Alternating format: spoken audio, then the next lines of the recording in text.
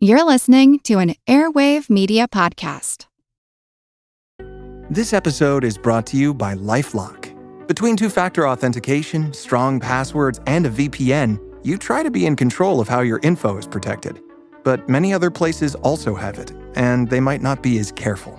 That's why LifeLock monitors hundreds of millions of data points a second for threats. If your identity is stolen, they'll fix it, guaranteed, or your money back. Save up to 40% your first year. Visit lifelock.com/podcast for 40% off. Terms apply. This episode is brought to you by Liquid IV. In heart-pumping moments, you need hydration that can keep up. That's where Liquid IV comes in. Scientifically formulated to quickly replenish electrolytes and fluids lost from your well-earned sweat session. Hydrate your favorite mode of movement with Liquid IV, made with triple the electrolytes of the leading sports drink, plus 8 vitamins and nutrients. Also available and sugar-free.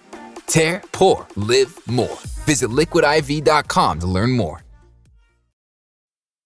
Warning. This episode describes a heinous crime and a deeply disturbing tragedy. The conclusion of this episode especially may profoundly upset listeners. Discretion advised.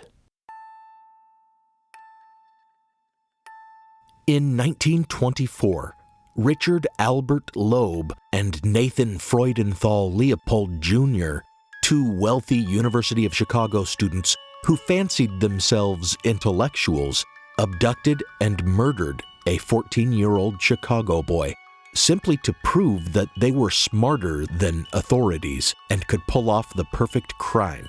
The trial of Leopold and Loeb, for what the press at the time called the quote-unquote crime of the century, became a media sensation, inspiring great outrage when famous lawyer Clarence Darrow's impassioned 12-hour summation in their defense saved them from the electric chair.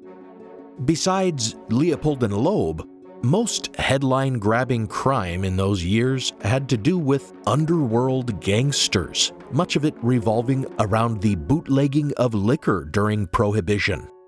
9 years after the Leopold and Loeb verdict, however, the Wall Street crash marked the start of the Great Depression. And as authorities struggled to enforce the Volstead Act during a time when Americans needed a drink more than ever, support for Prohibition waned. Shortly after taking office, FDR famously said, quote, "I think this would be a good time to have a beer," end quote. And not long after signed a bill permitting the manufacture and sale of beer and wine. Bootlegging as a lucrative criminal enterprise had been on the decline for years as enforcement of Prohibition grew more and more unpopular. But at the same time, more and more Americans were becoming jobless and drawn to criminal endeavors. So what lucrative crime could these desperate individuals pursue? The answer came from the famous crime of the century, kidnapping, but for ransom, not for the thrill of getting away with murder. An epidemic of kidnapping developed in the late 1920s and early 1930s that was eventually recognized as, quote, a rising menace to the nation, end quote, by the New York Times. This forgotten backdrop is detailed in David Stout's The Kidnap Years. One Metropolitan Police chief collected statistics from all over the nation and learned that in 1931 alone, there had been nearly 300 confirmed kidnappings, and of course, likely many more, since it was typical for victims' families not to inform the police of such crimes, as kidnappers usually instructed them. There had been famous cases of abduction and murder during the preceding years, of Marion Parker in California in 1927 and Grace Budd in New York in 1928, the latter killed by the notorious serial murderer Albert Fish. But in 1931, it seemed to become a standard business model. Among the biggest cases that year were the ransoming of the 13-year-old heir to the Anheuser-Busch beer fortune on New Year's Eve 1930, the abduction of prominent St. Louis surgeon Isaac Kelly in April, and the kidnapping of successful fashion designer Nell Donnelly in December.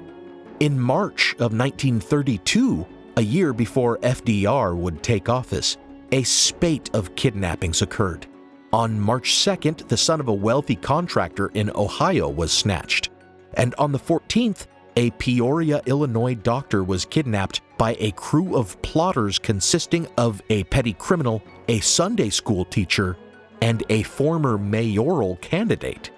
Certainly, one or both of these kidnappings would have captured the public's interest had they not been so dramatically overshadowed by another kidnapping that had occurred on the 1st of March, the abduction of an American hero's baby boy right out of his nursery, a case that would quickly take the title of Crime of the Century away from Leopold and Loeb, becoming a media sensation unlike any mystery before it, and spawning numerous pet theories and alternative views of what happened, even after the crime had apparently been solved. This is Historical Blindness. I'm Nathaniel Lloyd, and I feel compelled to tarry a while longer in Depression-era America to explore a tragic mystery that continues to be disputed to this day, called by journalist H.L. Mencken, quote, "the biggest story since the resurrection," end quote. Thank you for listening to The Lindbergh Baby Kidnapping, Part 1, The Eaglet.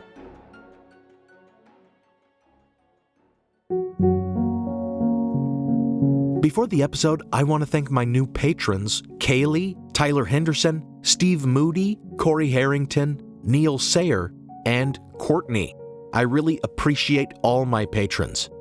If you pledge on Patreon, you can get ad-free and exclusive episodes. I always release one minisode a month, at the very least, but I'll often drop more. For example, I released a minisode on the attempted assassination of FDR between parts 1 and 2 in my Business Plot series. And I released another after part 2 about a farmers' labor movement that was also seen as an insurrection threat during the Depression. Patron feeds also get episodes early, and as I mentioned, their episodes are not interrupted by advertisements or Patreon pitches like this. So visit patreon.com/historicalblindness and support the show. Or you can support the show by making a one-time donation at historicalblindness.com/donate, or at the PayPal link in the show notes, or on Venmo at historicalblindness. Now, on with the episode.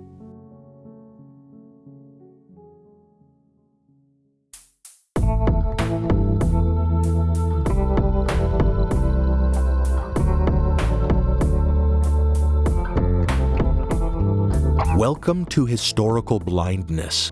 A full accounting of the kidnapping of the Lindbergh baby requires first an understanding of Charles Lindbergh's celebrity, which itself requires a general understanding of his accomplishments as a pilot. Let us therefore begin with a brief description of Charles Lindbergh's career and life preceding the events in question. Charles Augustus Lindbergh, nicknamed Slim, was a tall, slender man of 25 when he earned his great fame. The son of a Minnesota congressman, he had been an Army Air Service cadet and later an airmail pilot. It was during this service that he began to dream about being the first person to fly nonstop across the Atlantic. For years, since 1919, there had been a standing prize offered. 25 grand would go to the first pilot who flew an airplane specifically, nonstop, from New York to Paris. Numerous transatlantic flights had already been accomplished by dirigibles, and by planes if they flew the shorter distance between Newfoundland and Ireland, or made a stop at the Azores on the way to Europe. But no non-stop plane flights from New York to France. That was actually impossible, many said, due to the weight of the fuel that would be required to travel that distance without stopping. And supporting this assertion was the well-publicized failure of Paul René Fonck, whose plane was so weighed down that it crashed on takeoff. Indeed, there were several such crashes, a few of which resulted in the deaths of pilots. Nevertheless, Charles Lindbergh believed it could be done with the construction of a custom aircraft. It would have to be a single-engine plane in order to reduce weight, and additional fuel tanks would need to be built into the nose, which would block his view from the cockpit, requiring him to use a periscope to see ahead of him. He managed to get the aircraft built with the promise of paying back his financiers with his prize money, and on May 20th, 1927, he took off in the custom-designed plane, which he had christened the Spirit of St. Louis.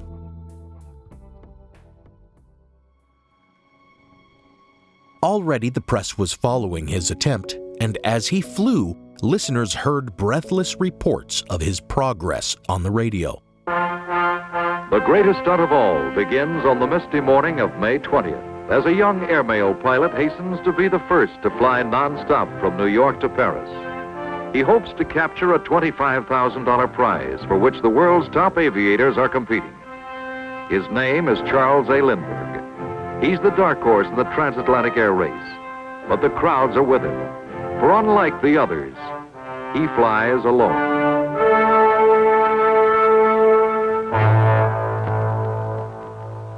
The field is soft with rain. The little monoplane, with neither radio nor safety equipment, is heavily loaded with fuel.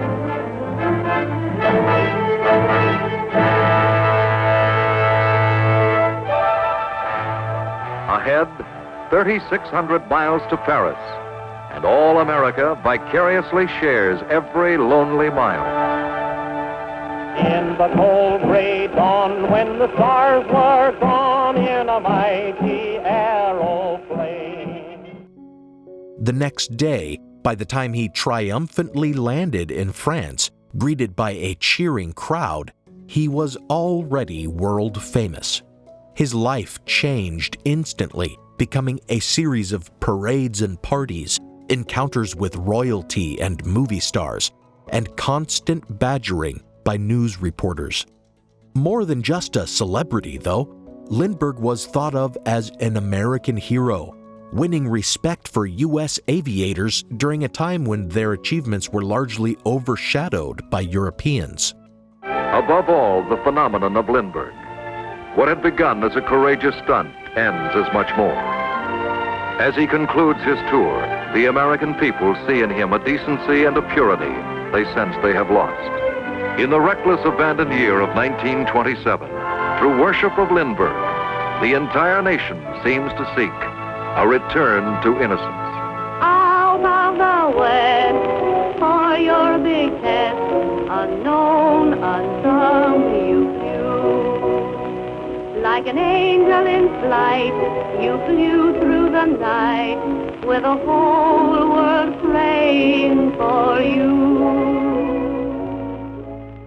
He was knighted in Belgium and awarded numerous different honors, trophies, and medals, including the Congressional Medal of Honor, which had to be awarded by a special act of Congress, since it typically was only awarded for acts of valor in battle.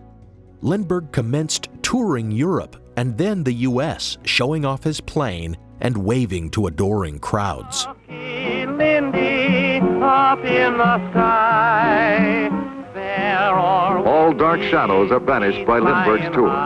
He has displaced everything sordid, writes one reporter. He has exalted the race of men. The kind of a son makes a mother feel proud.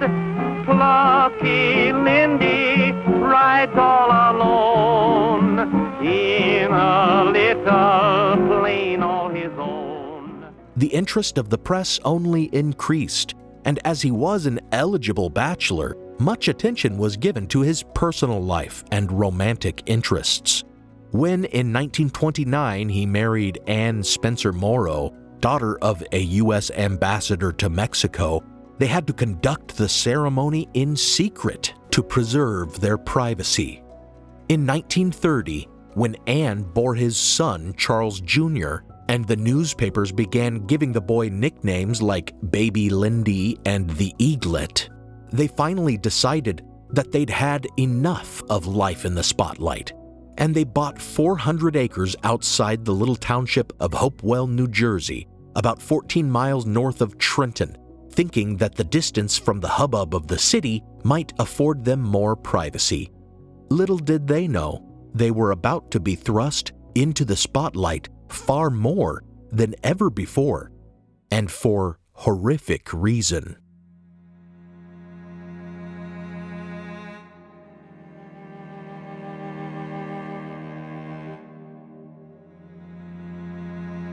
On the night of Tuesday, March 1st, 1932, the Lindberghs were at their nearly complete new home in Hopewell, having come to stay for a weekend getaway. Present that evening in the 2-story, 10-room stone house secluded in the woods overlooking Hopewell Valley were Lindbergh himself, Anne, and little Charles Jr., who both were getting over colds, Oliver and Elsie Waitley, who served as the family's butler and cook, respectively, and Betty Gow, a young nursemaid recently engaged by the Lindberghs to look after Charles Jr. Because of the baby's sniffles, when it had been time to put him to bed, his mother rubbed him with Vicks VapoRub, and then she and Betty pulled 2 shirts over him to keep him warm. One of them a flannel garment Betty had hastily cut out and sewn together, before buttoning him into his onesie sleeping suit, placing him in his crib, and pinning his blankets down to keep him well tucked in. At around 9 p.m., Charles would later recall hearing a clatter and assuming that an orange crate had fallen to the kitchen floor. At around 10 p.m., while Charles was in his library and Anne preparing for bed, Betty Gow went to check on Charles Jr., and not hearing his breathing, she approached his crib and found he was not in it. She rushed madly to find Anne to see if she'd taken the baby, and finding she hadn't, she ran downstairs to see if the child was with his father. Answering that he did not have the baby and sensing Gow's urgency, he went to a closet to find his rifle. They searched the nursery and, experiencing every parent's true nightmare, found it empty. Charles noticed specifically that the blanket was still pinned down, such that the baby could not have gotten out on his own, and he further saw that the southeast window was up and its shutter open. That's when his eyes fell to the sill, where he saw an envelope that he immediately suspected was a ransom note. "They've stolen our baby," he cried. Anne ran to another window and peered outside. She thought for a moment that she heard the cry of her child, but Elsie Waitley assured her it was only the wind. Charles warned everyone not to touch the envelope, as he wanted it fingerprinted first, and went outside to search the road, where he saw nothing. By 10:40 p.m., Hopewell police officers responded to their telephone call, and by flashlight, the first of the evidence was discovered. Footprints in the mud, 2 deep impressions as from a ladder, and some 75 feet from the house, the ladder itself, a homemade affair, separated into 3 sections. Lastly, a chisel was discovered beneath the window, a tool presumably used to force open the shutters.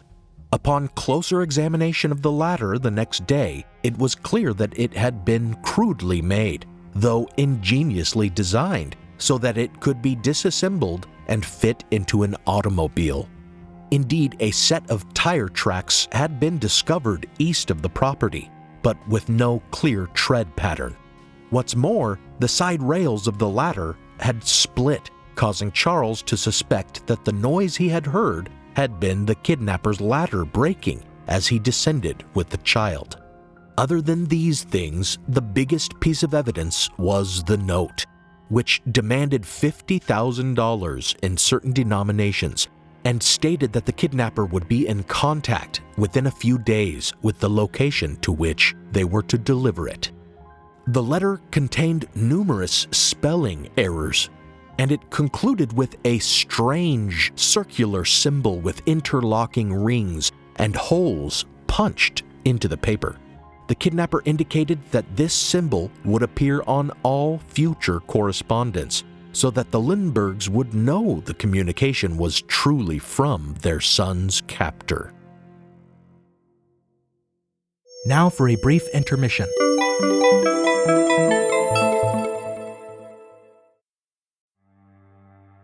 As listeners of Historical Blindness, you're no strangers to the fact that history is a lens through which we can better understand the present. Or as Shakespeare put it, what's past is prologue. History is the indispensable context without which we cannot hope to truly understand current events. You understand that, and so do the creators of the American Scandal podcast. Every season, they immerse listeners in the biggest controversies in U.S. history, helping us understand America's dark side and learn from its troubled past. Its latest season, Ruby Ridge Standoff, delves into an incident that sowed the seeds for the rise of the modern radical right. It transports you to 1992, where in a remote corner of Idaho, federal law enforcement surround a small cabin. They've come for Randy Weaver, a survivalist who took his family to the mountains in anticipation of the apocalypse. A simple weapons charge brought the agents here, but the situation is about to explode into a deadly and tragic standoff that will later become a rallying cry for far-right extremists, fueling distrust and violent anti-government sentiment for decades. Follow American Scandal on the Wondery app or wherever you get your podcasts. You can binge all episodes of American Scandal's Ruby Ridge Standoff early and ad-free right now on Wondery Plus.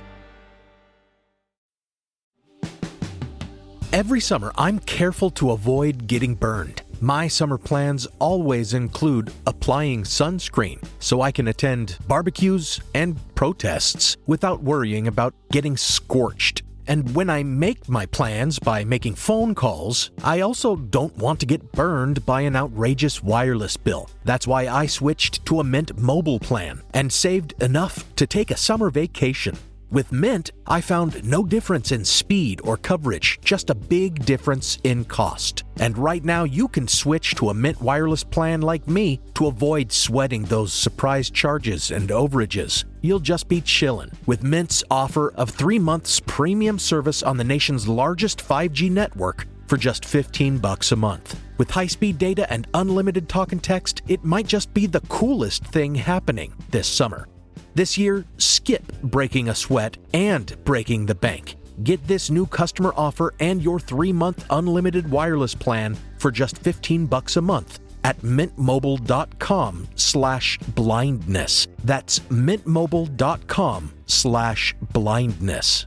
Upfront payment of $45 required, equivalent to $15 a month. Limited time new customer offer for first 3 months only. Speeds may slow above 35 gigabytes on unlimited plan. Taxes and fees extra. See Mint Mobile for details.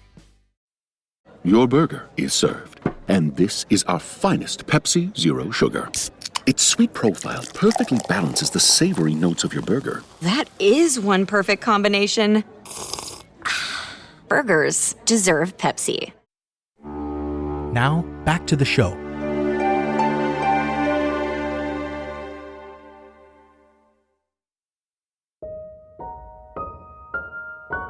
The house in Hopewell that the Lindberghs had hoped would be a peaceful refuge had turned into a circus. Police photographers flashed photographs well into the night, outside as well as in the nursery, where they discovered some mud, presumably tracked in by the kidnapper. And by the morning, word of the crime having reached the press overnight, their property was swarmed by reporters and even just interested onlookers. Before police were able to control the growing crowd, it is very likely that evidence not noticed in the dark of night was destroyed by their careless trampling the next day. A message that shocked the world comes in on the police teletype. A message that stunned the imagination, that made every parent shudder, and that brings into instant action the entire facilities of the nation's law-enforcing agencies. Out over the wires. And immediately, there begins the greatest manhunt in the history of modern crime. Only a few minutes have passed since the message was flashed. It isn't much beyond midnight. and already the state troopers are going through the neighborhood with a fine-tooth comb to meet the challenge of a criminal degenerate. Not a single bet is overlooked, not a single suspicion unverified in the search for the most famous baby in the world, innocent, 20-month-old son of the lone eagle and his mate, the victim of as cruel and fiendish a crime as any human can be guilty of. The crime was committed by means of a ladder placed against the house. The baby was stolen, dressed in his little sleeping suit. Police efforts were swift and thorough, though. They questioned neighbors, notified hospitals, established roadblocks and checkpoints, and rounded up known criminals and suspicious individuals across New Jersey. Daylight only makes the search more intense. The Jersey side of the Holland Tunnel and the entrance to the great George Washington Bridge, looking for the writer of this message. And here are motion pictures of the baby taken by members of the family and given out by Colonel Lindbergh to aid the public in recognizing him. They are the only films ever made of the child, and only the gravity of the emergency led the colonel to depart from his well-known aversion to publicity in everything concerning his family and personal matters. When the baby was stolen, he was under the doctor's care, and Mrs. Lindbergh's chief fear was that his health might be neglected. Therefore, she issued an appeal to the kidnappers, saying that her baby has been ill and his recovery depended on the treatment he received. She pleaded with his captors to observe the strict diet which had been restoring the child to health. He is 20 months old. When stolen, he was dressed in a white sleeping suit. His hair is fair and curly. His complexion is light. He is able to walk a little and prattle a few simple words, such as a child just beginning to talk would know. He weighs about 30 pounds and is 2 feet 9 inches tall. He resembles his father, allowing for the chubbiness of his baby face. All America has demanded with one voice that the inhuman abductors of this innocent child shall not escape their just fate. No reliable leads turned up, but false leads abounded. Many were the reports of mysterious cars near the Lindbergh estate, or drivers asking directions to their home, or conversations about the baby being overheard. But nothing panned out. Likewise, forensic examination of the evidence yielded nothing. No fingerprints could be lifted from the note, the ladder, or the chisel. And just as no tread pattern was discernible in the tire tracks discovered, so too no tread pattern was visible in the footprints. But as the pattern of some kind of woven fabric could be observed, they suspected the kidnapper had wrapped his shoes in cloth.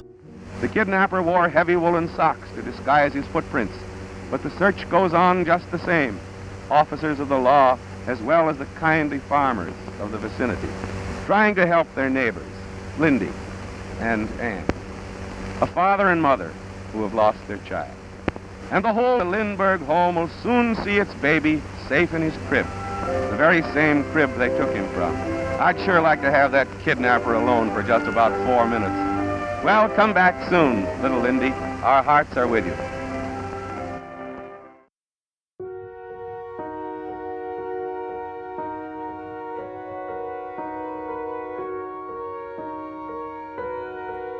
Concerned that the authorities, whom the kidnapper had stated must not be involved, could make some misstep that would result in harm to his son, Charles Lindbergh insisted that he be in charge of the investigation.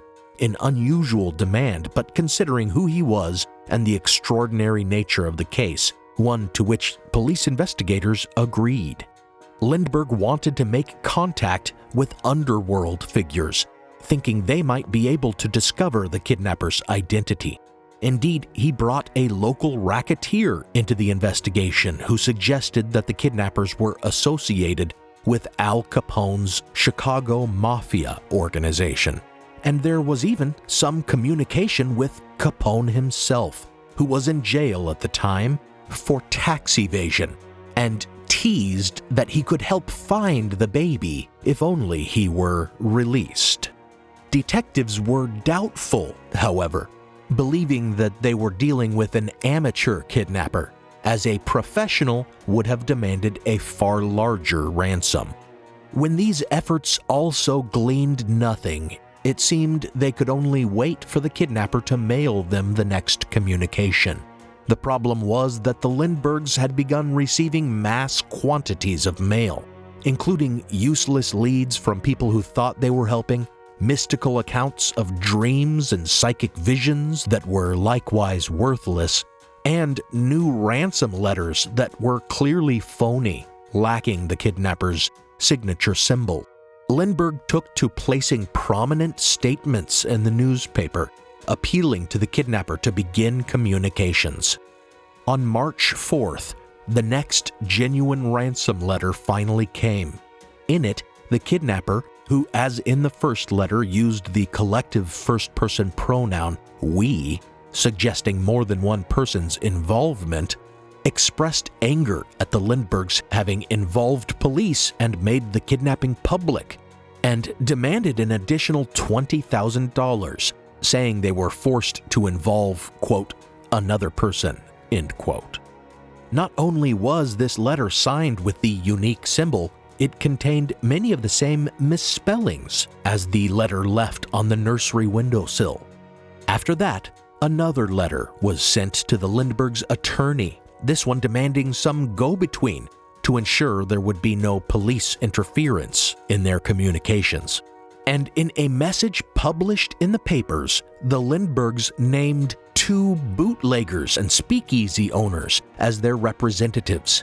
Lindbergh had made their acquaintance during his underworld inquiries, and when he named them as his representatives, thinking the kidnapper would be more comfortable dealing with fellow criminals, it sparked a great deal of public criticism. When no word came from the kidnapper for more than a week, Lindbergh feared that he had made a terrible misstep and that communication had totally broken down.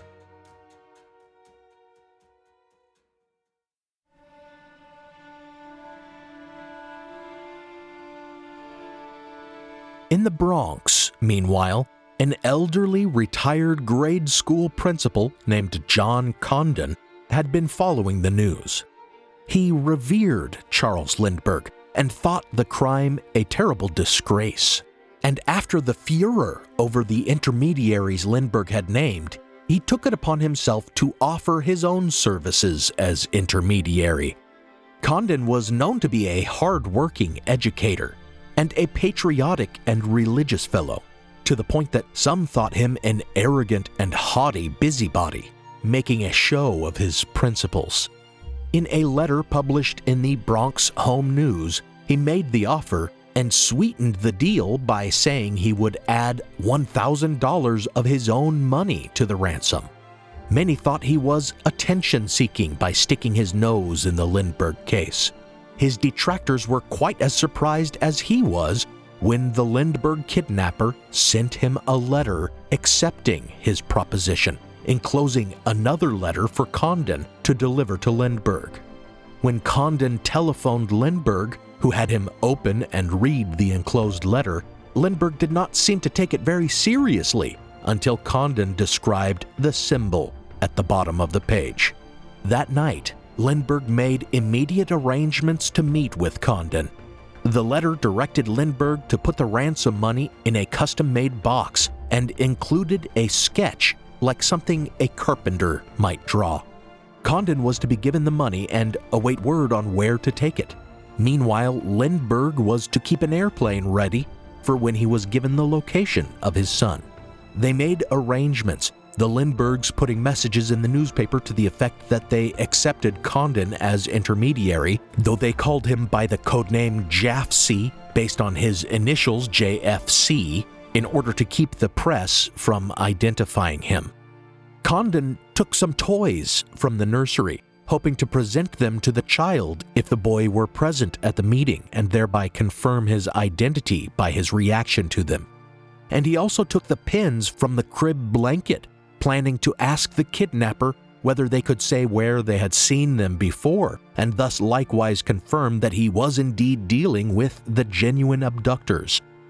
After the message was printed in the papers, Condon received a phone call from a man with a German accent who instructed him when to be at home and expect further instructions. Condon believed he heard the caller talking to someone else during the call, further supporting the belief that there were at least 2 kidnappers. By March 12th, Condon had in his possession the custom-built box they'd made to the kidnapper's specifications. It was empty, however, as they would not have the ransom money on hand for another several days. At the appointed time when he had been told to always be home in order to receive further communication, a man rang his doorbell.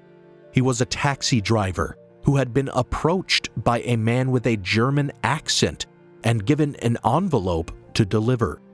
In it were instructions on where to go with the ransom money and instructions to be there within 45 minutes.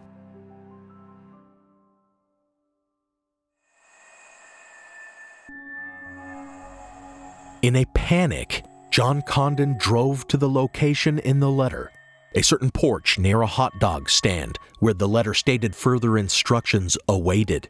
His only hope was to meet with the kidnappers and explain the situation, that he did not yet have the money to give them, that he needed more time. At the location, he found a note directing him into a cemetery across the street. Condon went alone into the cemetery, and finding no one, he thought at first that something had gone wrong. Eventually, though, he saw a man signaling him from afar by waving a white handkerchief. Condon approached the man, who wore a dark overcoat, pulled a hat down over his eyes, and held his handkerchief to his mouth and nose to hide his face. He spoke with the same thick German accent Condon had heard on the phone, asking if Condon had the money, and Condon told him he could not bring it until he saw the baby. Seeing a security guard, the man in the overcoat became spooked, leaped over an iron fence, and bolted. Condon chased after him, calling to him, and eventually the man stopped running and allowed the 72-year-old Condon to catch up. Explaining his sudden flight, the man said, quote, "It was too much risk. I would get 30 years if I am caught, and I am only go-between. I might burn," end quote. Condon seized on this remark, asking what he meant that he might burn. "What if the baby is dead?" he replied.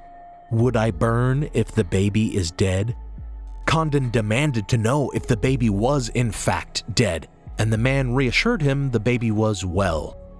Condon then sought to confirm his identity as the actual kidnapper, producing the safety pins, which the man in the overcoat readily identified as the pins that had fastened down the baby's blanket in his crib, contradicting his previous claim of being a mere go-between. That is when the man opened up. He said his name was John, that he was part of a 6-person gang, the leader being a, quote, high-level government employee, end quote. He stated that Charles Jr. was aboard a boat moored some 6 hours away. Condon offered to be taken hostage so that he could be shown the baby, but John, who would come to be called Cemetery John, refused, promising instead to send the baby's sleeping suit as proof. A few days after this initial meeting, the baby's pajamas were indeed mailed to Condon.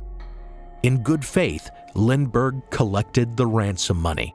However, on the advice of the IRS investigator who had famously put Al Capone away, he recorded the serial numbers of all the bills, and the bulk of the money would be in gold certificates, for already it was believed that the country may soon end the gold standard, at which point the kidnapper would draw attention when spending them or would have to exchange them, affording some further chance of apprehending him.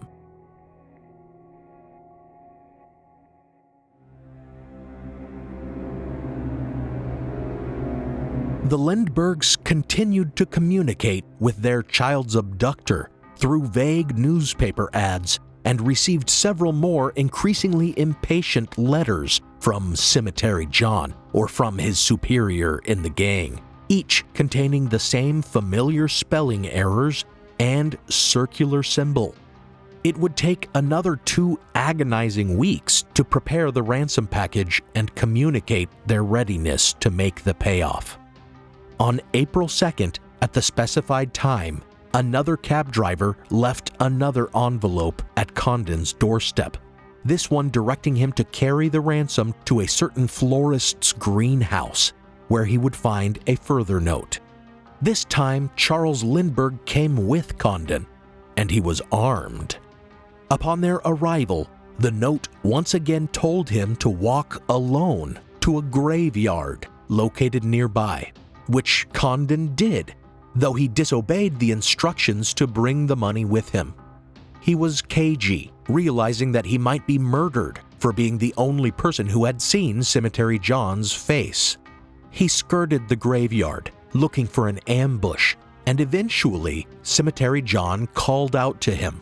They walked to meet one another, and Cemetery John, crouching behind a bush, demanded he go and get the money. When Condon came back with the ransom, Cemetery John checked it and then gave Condon an envelope instructing him not to open it for 6 hours. Condon and Lindbergh then drove some distance up the road before Condon convinced Lindbergh to stop and open the envelope. His hands trembling, Lindbergh read that his son was being cared for by 2 innocent women aboard a boat called Nellie, moored near the Elizabeth Islands. That very night at 2 a.m., he drove to an airfield and took off in a large amphibious Sikorsky aircraft to search for the boat. For 6 hours that morning, he scoured the waters surrounding the Elizabeth Islands, buzzing dozens of boats, none of which matched the description of the Nellie provided by Cemetery John. He would continue for days to search the coast for the boat containing his son, to no avail. Thinking themselves double-crossed, they left new messages in the newspapers, but there was no answer. As they waited, the U.S. Treasurer distributed a pamphlet to banks everywhere containing the serial numbers of the ransom bills. And a couple days later, the press sleuthed out that this meant Lindbergh had paid the ransom but not received his child in return, and they made it front-page news. The press further discovered that Condon had been the Lindbergh's intermediary and began hounding him, making him useless as their go-between if the kidnappers decided to initiate communication again. With Dr. J.F. Condon wearing the derby hat, now rests the hope of baby Lindy's return. He first contacted the kidnappers and paid the $50,000 ransom. Dr. Condon has held many important meetings in his New York home. Jafsey, as he is known, is extremely optimistic in his first newsreel interview. I have been asked to say a few words concerning the most dastardly crime of modern times. Too much publicity has injured contact, but nobody is going to give up. The American spirit that prompted Charles A. Lindbergh, the Lone Eagle, to cross the ocean and be a credit to America will find that the American people do not give up. The baby will be returned, I hope, in a short time. We are in contact and nobody is giving up.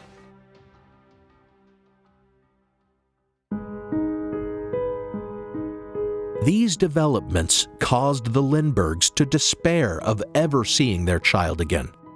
But 6 weeks later, after continuing to chase false hope in the form of hoax claims, they did see their baby again, though only in the most awful way.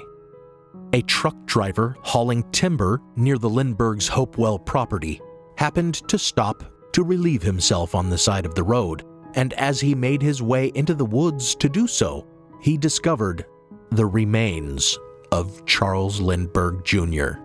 The Eaglet could be positively identified, as his blonde curls and dimples were discernible despite decomposition and the activity of scavenger animals.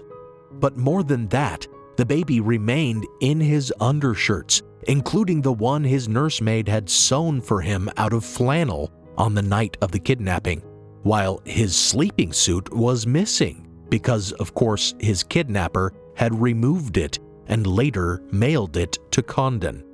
Detectives also found a burlap sack near the road in which some blonde hairs matching the baby's had been discovered.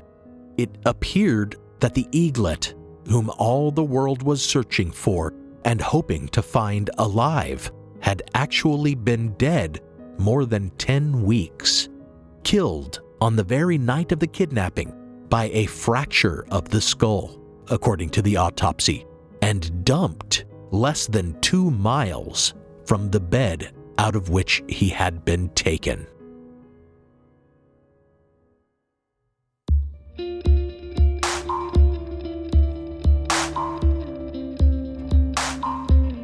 Following the discovery of the remains, the Bureau of Investigation under J. Edgar Hoover took a more active role in coordinating the search for anyone spending the ransom money, which more and more looked to be the only legitimate avenue that the investigation had left, besides the continued interrogation of Lindbergh household servants and further fruitless searches for a boat called Nellie. A year after the kidnapping, Franklin Delano Roosevelt took office and initiated his sweeping New Deal programs, which included his proclamation to return to the U.S. Treasury all gold as well as all gold certificates like those given to Cemetery John, which meant that about $40,000 of the ransom money would soon become rare and even more noticeable when spent than it already had been. After his first 100 days, Roosevelt centralized the investigation within the Department of Justice, giving exclusive jurisdiction to J. Edgar Hoover's BOI. As resentment over Roosevelt's reforms developed and the suspicion of anti-Semites that he was part of some Jewish communist conspiracy grew, FDR was actually accused of having something to do with the Lindbergh kidnapping. To many in the Depression, a crime against a wealthy individual like Lindbergh must de facto be a communist plot, and wherever one cried communist, another cried Jewish. Incredibly, an anonymous, widely circulated pamphlet alleged that Roosevelt was protecting the murderer of the Lindbergh baby, supposedly because he was Jewish. In fact, Roosevelt had done far more than his predecessor to ensure the killer was caught. In early 1934, as the second anniversary of the child's abduction loomed, the BOI demanded close scrutiny of all bills being passed in New York, where the ransom currency was turning up at a rate of about $40 a week.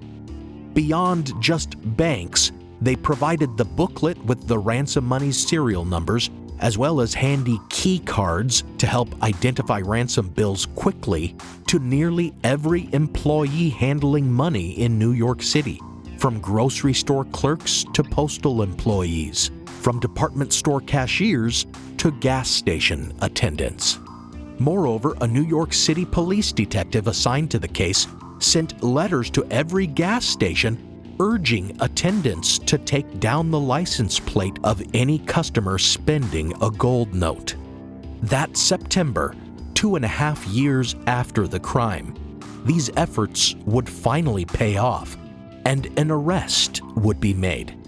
To most, this would prove the final resolution of the mystery, but to many others, the mystery would never seem to have been solved. Next time, on Historical Blindness, I will discuss the apprehension of the man believed to be Cemetery John, the trial of the century, and the several alternative theories and conspiracy claims that still surround the case today.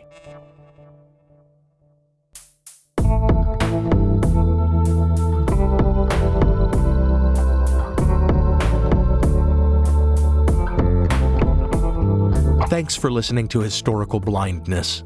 Check out the blog post for this episode, which should go up on historicalblindness.com sometime before the next episode, for further reading, related imagery, and a transcript. As always, thanks go out to my partner patrons, Diane Lane, Joe Escott, Sean Munger, Devlin Hoff, Michael Markham, Jessica Reeves, Fred from Colorado, Robin N., Mateo M. Impey, Rebecca, Don Mundus, Eunice Allen Bradley, Juliet O'Connor, Jonathan Williams, Joshua Ludington, Logan Houlihan, Lily Powers, Lonnie Coffer, Nancy, and Ralph Fenn.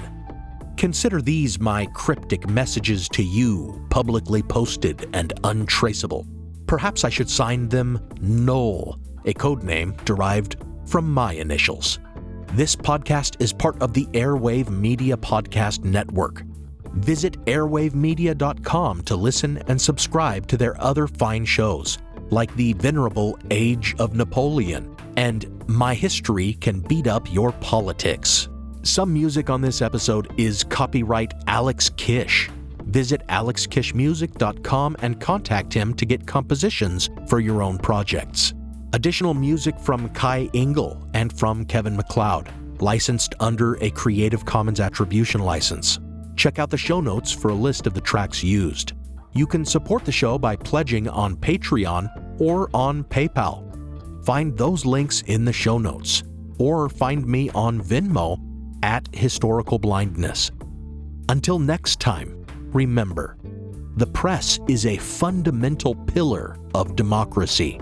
But as we saw in the last series, they can easily get things terribly wrong. And as the story of the Lindbergh baby kidnapping shows, they can also sometimes do more harm than good.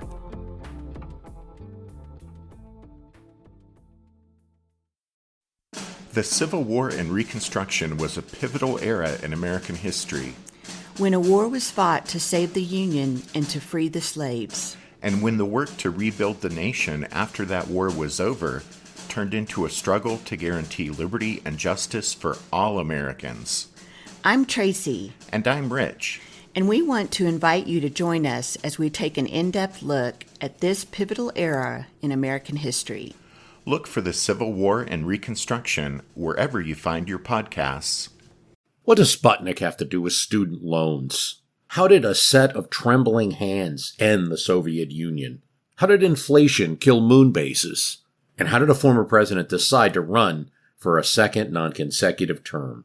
These are among the topics we deal with on the My History Can Beat Up Your Politics podcast. We tell stories of history that relate to today's news events. Give a listen. My History Can Beat Up Your Politics wherever you get podcasts.